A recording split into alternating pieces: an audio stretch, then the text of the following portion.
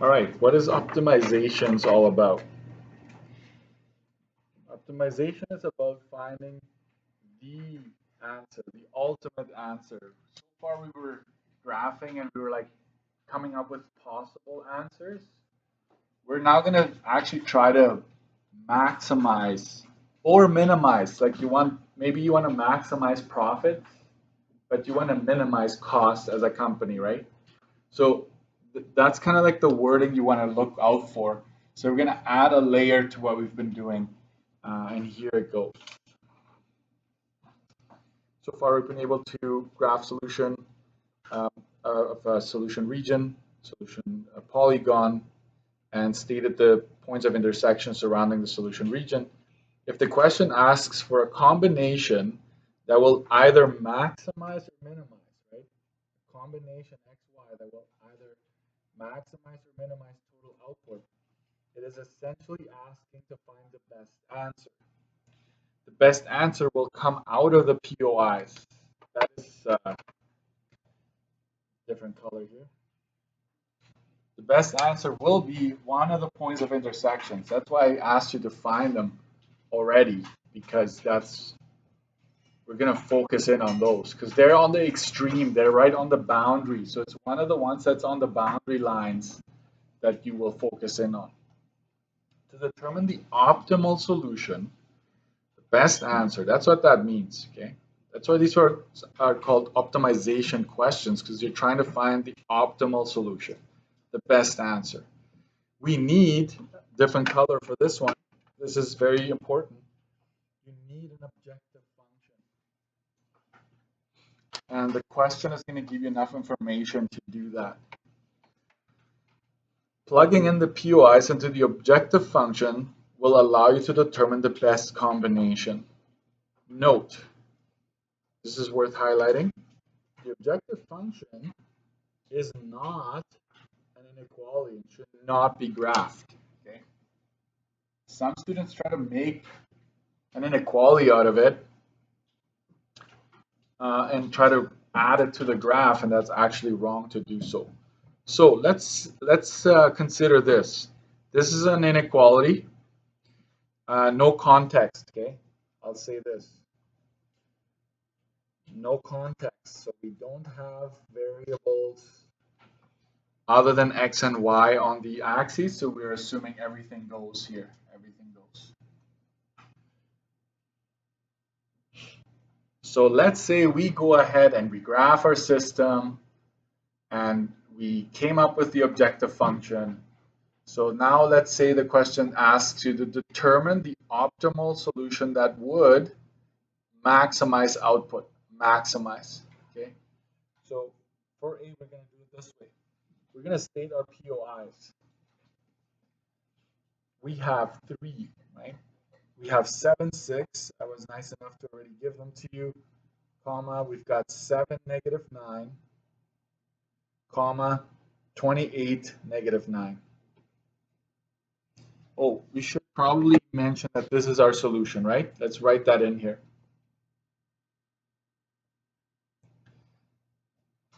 That is our solution region. So for A to maximize, we really are asking which one of these 3 points that are dancing on the boundary lines are going to give us the maximum output. So what we do is we take 7, 6. We take our first POI, we plug it in. C is equal to 3x minus 2y. Okay, I'm going to just continue sideways here, okay? So that's 21 minus 12, and that is 9. Okay. Then we're going to take our next POI, 7, negative 9, and plug it in. C is equal to 3 times 7 minus 2 times negative 9. 3 times 7 is 21. And this is a negative times a negative, so that's plus 18. So that's 39. And we do the same thing with the last point of intersection. We plug it in. C is 3 times 28 minus negative 9. Sorry, there's a 2 there. Forgot about that one. I hope you understand what I'm doing, right? I'm using this objective function up here, which we are going to create in a bit, right? But I'm giving you that point, objective function. And we're plugging in every single point of intersection surrounding our solution region into that objective function. So we're getting our output every time. Let me give you a little, to make it faster, what I do normally on my key, you'll see that too. I'll just go 3 times 28 minus 2 times negative 9 like that. I'll just type it in exactly the way I see it and just get a number. Okay. You don't have to necessarily, because it's going to be time consuming if you show me every step, but there's nothing wrong with it. But I just do it like this. So which one will maximize? Okay. This one will maximize.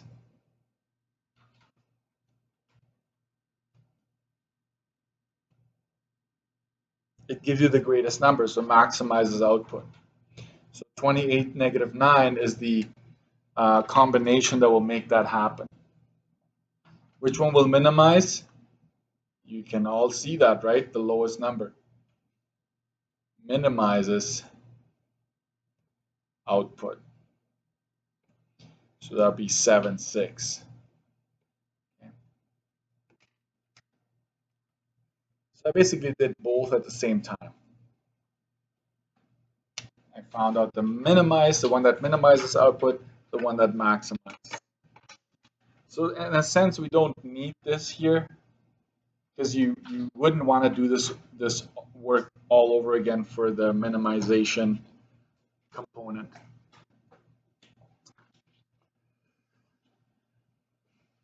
All right.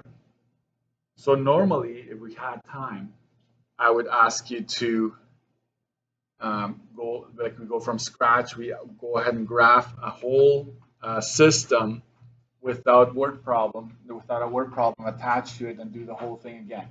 I won't do that today. Okay, I will jump straight into word problems because it's the same thing, except for word problems. We just stick to the first quadrant. Okay, so let's go ahead and do that. If time allows, we might come back to this one, but let's go to page 61 here.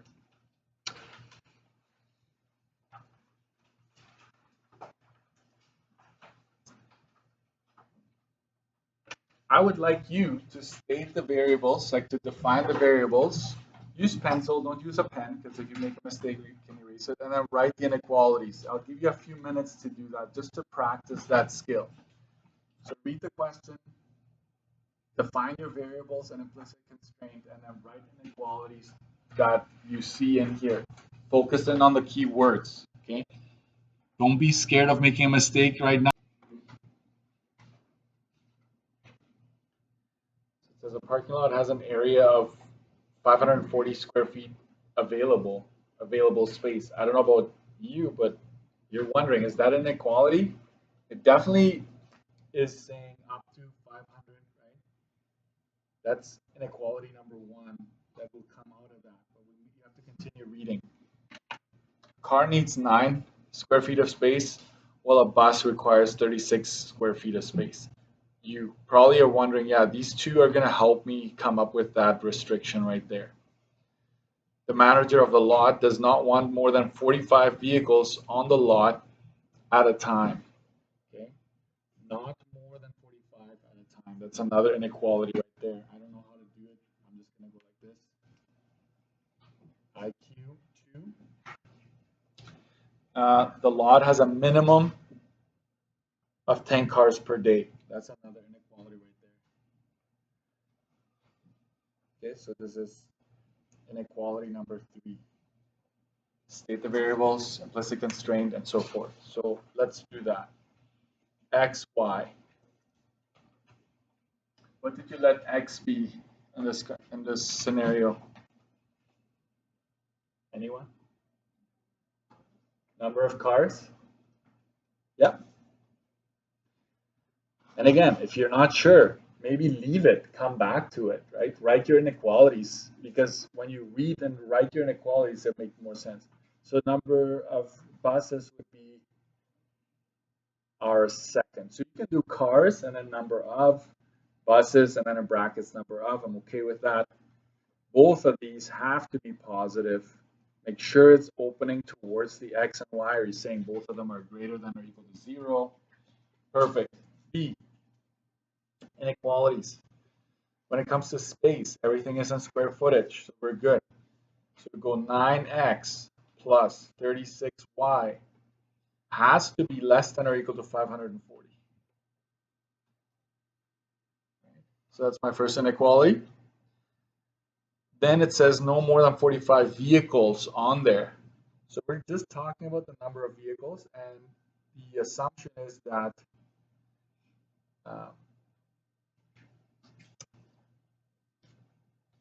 that it's less than or equal to 45 here. Yeah. And it's also, I have to say this, I'm talking vehicles there. I'm not saying buses, cars. I'm not being specific. I'm saying combined. So it looks like this. Diagonal line, diagonal line. Let's keep going. Minimum of 10 cars per day. So cars, specifically to cars, has to be greater than or equal to 10. That's what's happening there. And now you have your three inequalities. This one should be very easy, right? Vertical, it goes through 10, 0. This one is solid. True is, I always have to think, true is to the right. Okay. So don't think it's confusing for you. It's confusing for me too. I always have to take your time just to think it through. Don't rush too much, right, at this step. So we're shading left. This one is very easy to do as well. I'm just going to go ahead and state my x and y intercepts. If x and y is just 1, the coefficient of 1, then that's your intercept. I will rewrite it because here I need to.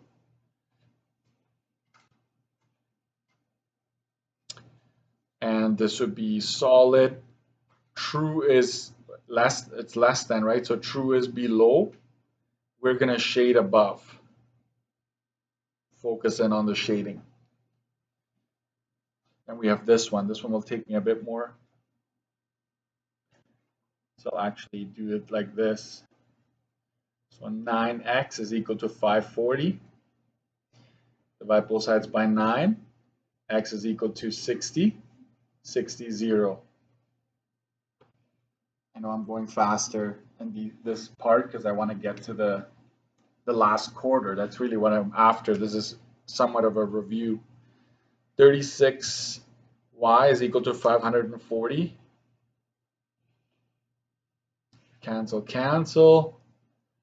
540 divided by 36 is 15. Oh man, I like when they're nice whole numbers. Perfect.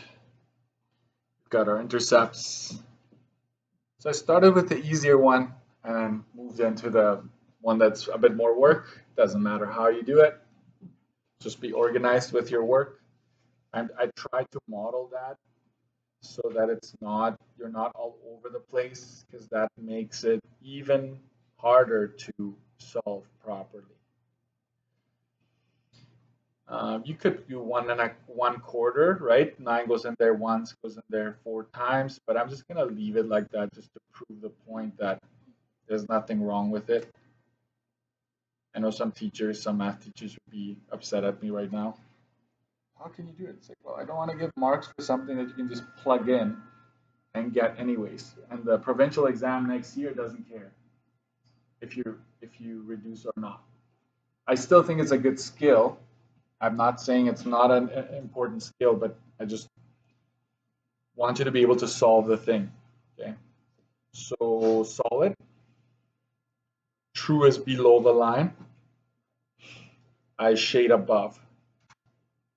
That's what I focus on. So above, above, left. That's kind of how it goes. And we're going to be somewhat conservative with our space. So if you want to have space, I would say I'm going to try to keep this, I guess, bottom third empty here for what I'm doing next. So I'm going to try to fit my graph in here. That's what I'm going to do. Okay, so you do whatever works. So here we go.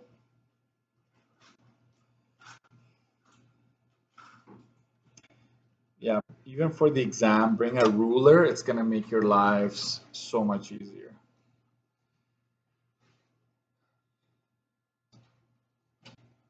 This would be number of cars, number of buses. Okay, and then I'm looking at my intercepts here. For the X, I have 60, 45, 10. So I have to make sure I make room for 60. So let's go ahead and do that. I'm going to go 10, 20, 30, 40, 50, 60. Perfect. I actually go all the way up to 80 just to make sure. So 20. You don't have to label every single one, but I need to see that you're going up by the same amount. And then for my Y, it's 15, 45. 15 and 45, so that shouldn't be too hard. 10, 20, 30, 40, 50, right?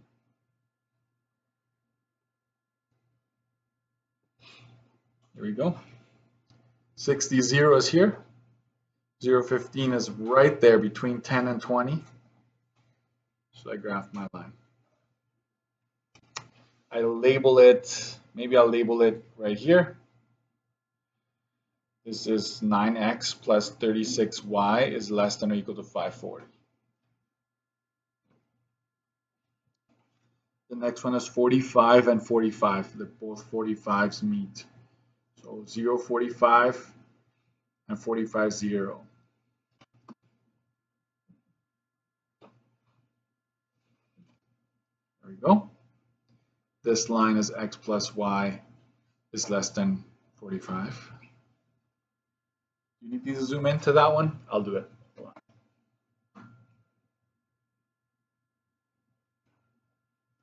I just like to have the intercepts on there, but I think at this point we've got them. Oh. Your last one is the x10, right? So it's a vertical. It's right here. Goes to 10, 0. So we just go like this.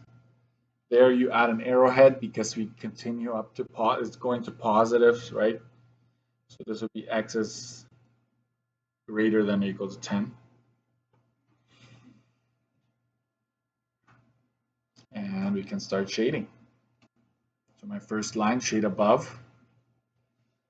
So I line it up and start shading.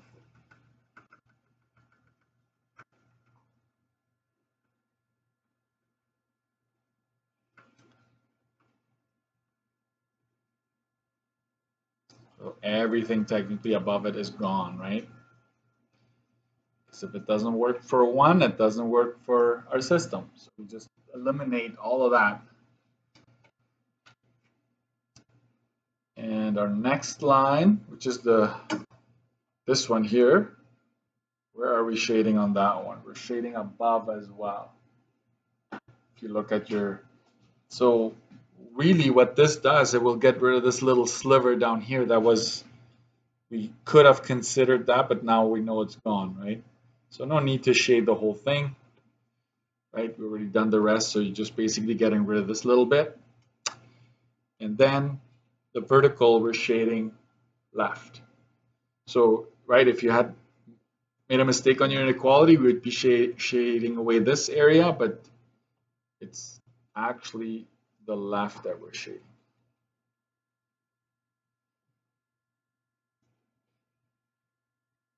So basically, we just get rid of this little box here, right? There we go. And so our solution is right here. So think about it this way though. There are many solution regions we could have had. We could have had this as our solution. We could have had this polygon right here, this triangle, right? There's lots of ways to come up with an answer. So you won't always know for sure if you're on the right track. And I like to focus in on the corner points, right? So you kind of travel around the solution region, and wherever lines meet, that is a point of intersection, as well as the x-intercepts. So I'm going to write them down. Where should I do that? I'm going to do that here on the graph to save space. So we've got 10, 0. We've got 45, 0. Right? I just read. So I didn't use my calculator for those two. And then I have two more left there. I'd like you to use your calculator for this. I'll give you a little bit of time because we're doing okay on time to do that yourselves. So type this all in. You need to know how to do it because you would lose. I usually give a full mark for ones that you have to find using your calculator. So you don't want to lose 2 marks on this one. So enter everything and see if you can. You need to figure out your window and all of that fun stuff. So we'll pause.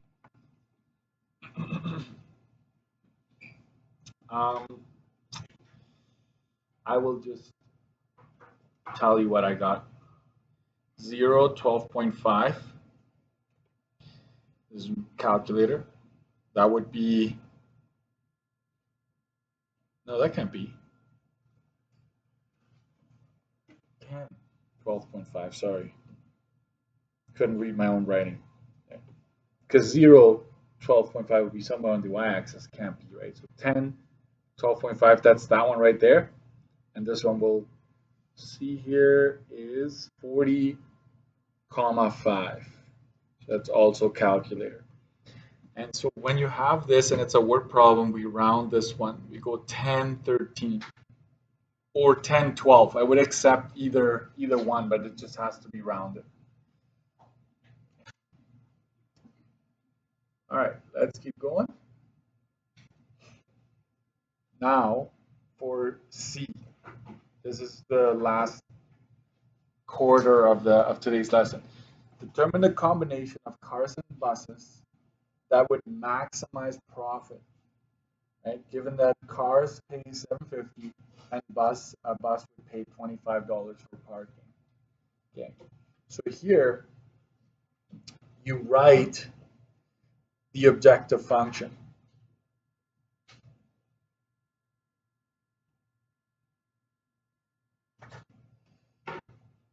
That allows,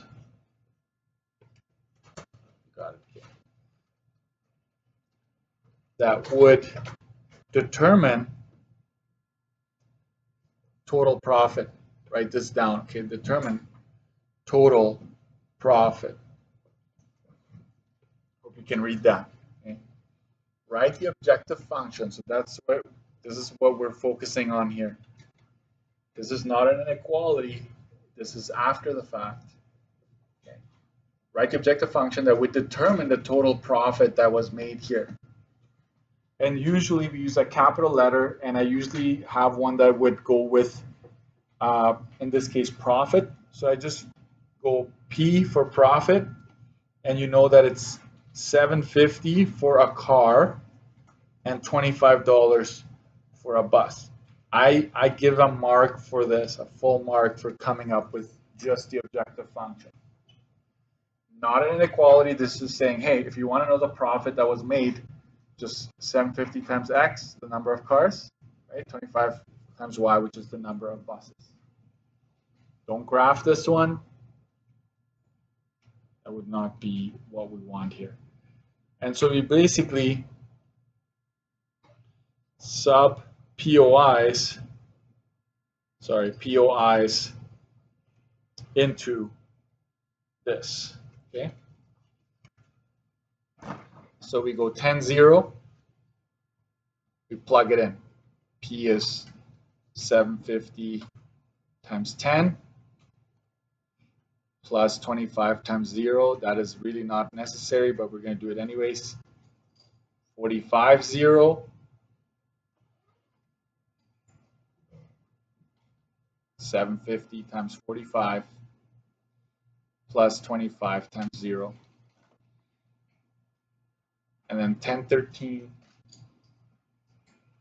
goes into P, 750 times 10 plus 25 times 13. And the last one is 45. You plug that in again. 750 times 45 and $25 times 5. And you grab your calculator, makes it a lot faster.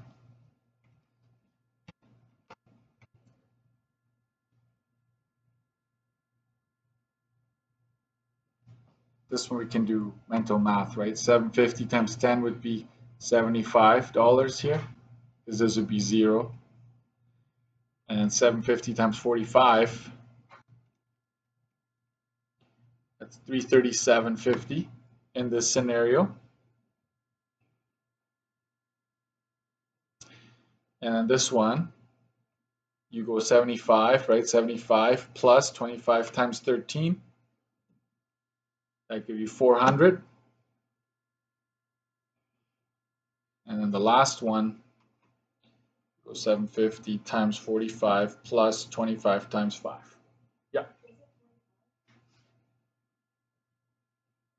Oh, okay. Yeah. It's not 45, it's 40. This one, right? Okay, sorry. Good catch. Thanks. Change that to 40. 25 times 5. That's 425. So once you've done this, the question could have asked, like, how would you minimize profit? But that would be a very odd question to ask, right? But this is it, this one right here. So you can say maximize. So then just your concluding statement that I want to see it would be having 40 cars and 5 buses park will maximize profits. Profits. So you're telling me that you know what the 45 means.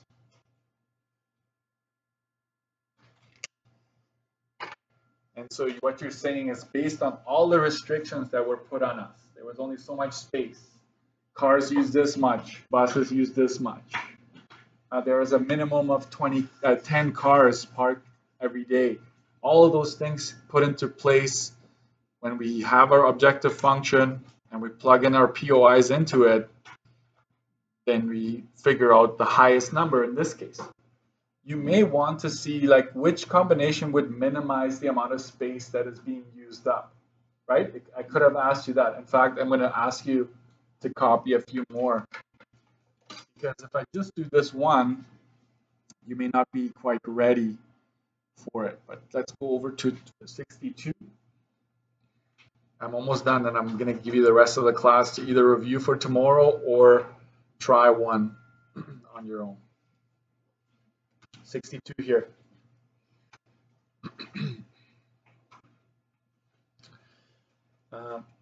Write the objective function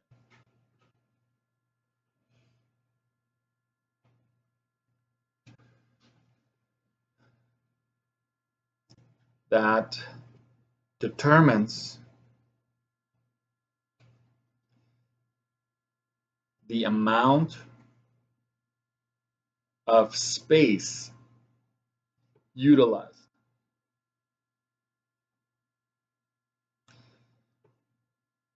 And then I'll do another one.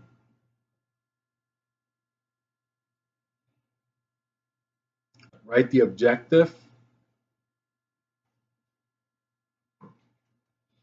function that determines the number of cars parked. What if I asked you, hey, write the objective function that would tell us how much space is being used? And then another one, objective function that would tell us the number of cars that are parked. We actually have enough information to answer this. Space, so I'm gonna call this space. To figure out how much space is being used, you would just go, there was 9 square feet, right, for a car, and 36 square feet for a bus. This objective function, if you plug in various combinations of x and y, would tell you, hey, this is how much space has been used. And then they might ask you what's the minimum amount of space, which combination would give you the minimum amount of space being used up. Next, this one, objective function that would determine the number of cars. I will call this C. It would simply be total number of cars. It would simply be x plus y. That's it.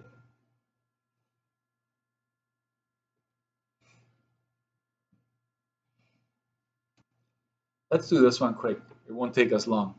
If we took the 10, 0 and plugged it into this objective function, it would be 10 plus 0, which is 10. If we took the 45, 0, it would be 45 plus 0, which is 45 cars, right? If we took the 10, 13, it would be 10 plus 13, which is 23.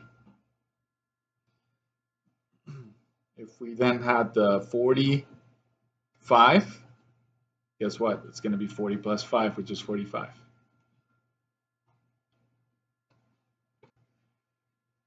So the question said this one would be the maximum number of cars that can be there. If the question asks, hey, what's the maximum number of cars that you could have there based on your objective function, it would be 45. Same POIs that we used for all the other one. Because that doesn't change. That once you have the POIs, that stays the same. And then this one would be the minimum. Okay. So out of the possible answers, you can only have a minimum of 10 and a maximum of 45 at all times. Okay. All right. So homework. 63 and 64. This is optimization. That's having that little extra piece added to the end. So you're reviewing everything we've done so far, and then just this part, as well as there's already, I will call this quiz / test review. There's 65 to 66. That's number 1. And then I think it's 67 to 69 is number 2. So I have 2 reviews there for you to look at. Oh, you can't see that, can you? So this is already getting you ready for the test and the quiz, which is tomorrow. So to be honest, if you practice, if you even just do the homework, that's already going to prepare you for the quiz as well. Yes, know how to graph non-contextual ones, which is all 4 quadrants. All four quadrants. And what's so special about that one is that you might have to divide by a negative. Do you remember what happens when you divide by a negative? Inequality shifts. It flips the other way. Yeah. That would be all 4 quadrants. Yes, for sure. You could definitely do it. I would just have to see if I have the key. I have it. I just have to find it. Yeah. I have the key to every single page in my booklets. I just change it so much that the pages never add up, so I have to find it. I'm notorious for that, changing it up. Make it better, hopefully. it for today, guys.